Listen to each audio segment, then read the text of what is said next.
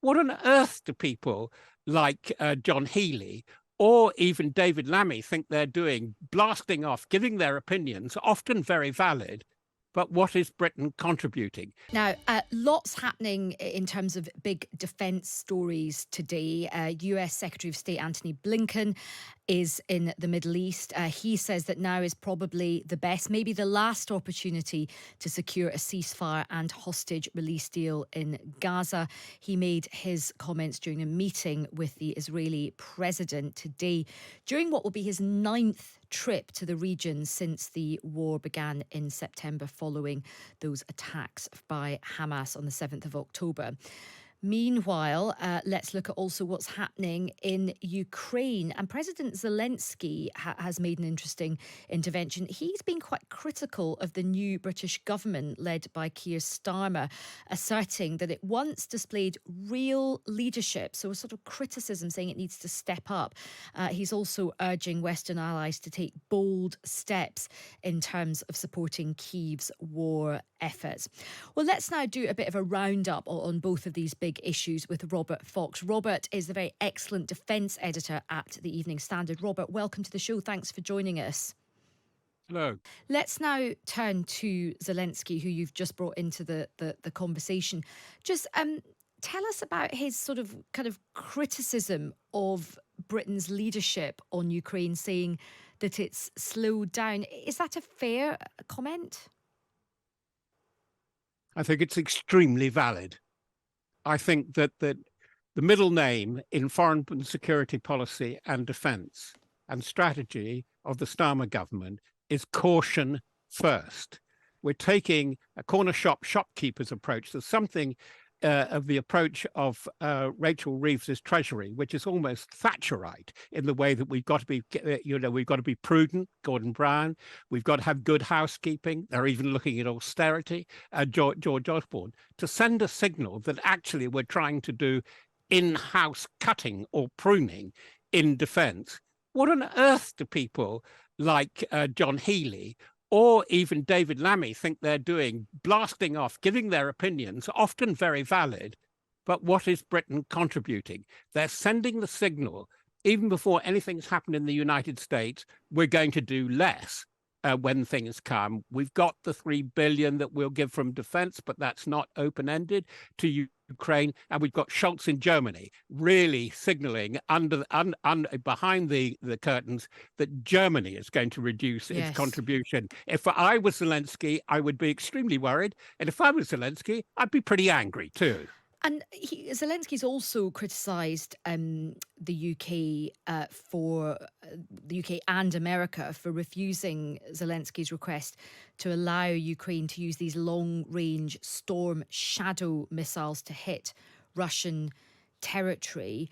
I mean, many of my listeners might think, well, isn't that sensible because we don't want to escalate this war in terms of getting America involved or the UK involved? What are your thoughts on that, Robert? The very term escalation is part of the mind games war. Zelensky is absolutely right because lines are so fluid, as they have proved over Kursk, in terms of really trying to thwart the Russians and them coming roaring back. They've got to use these weapons.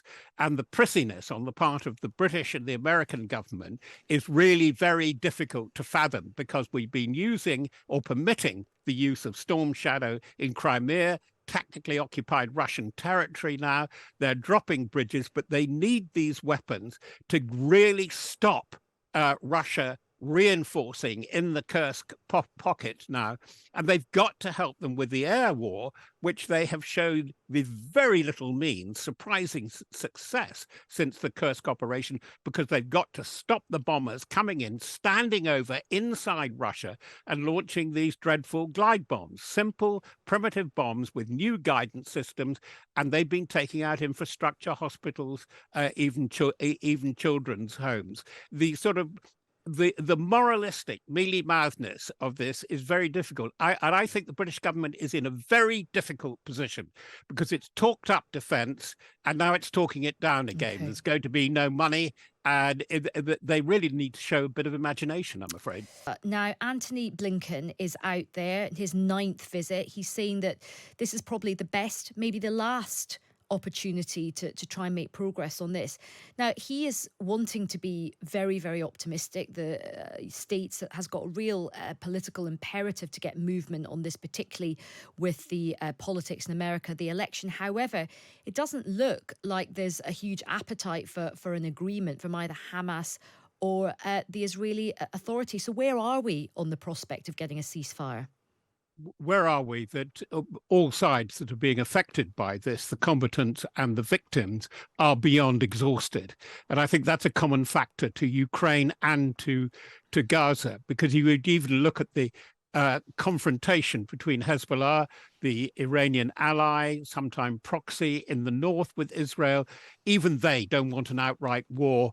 And the West, as much as the East, is worried about an outright war between Iran and Israel. That's the top end of it. Blinken has said this before, and I think he really means it's the last chance, because the American electoral timetable is running out on them. Biden really does want to get a deal done, but he's got to get it done really before October, certainly before November the 6th, when things really will change.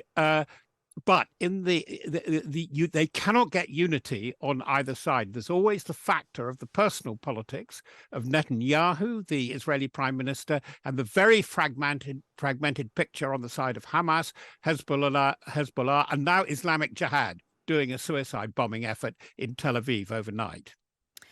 I mean, as you've said, it's clear that the Americans and other allies, the UK government, other governments would really like to get progress on this.